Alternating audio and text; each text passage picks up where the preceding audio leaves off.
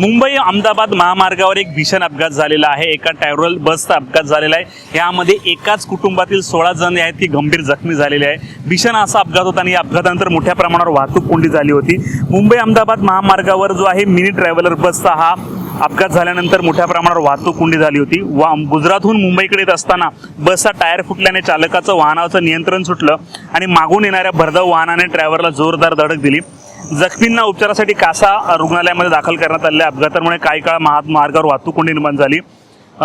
नेमका अपघात हा टायर फुटल्यामुळे झाल्यामुळे लोक देखील सुरुवातीला मोठ्या प्रमाणावर घाबरली होती। गुजरातमधील एक कुटुंब आपल्या मुलीला मुंबई विमानतळावर सोडण्यासाठी जात असताना अपघात घडला।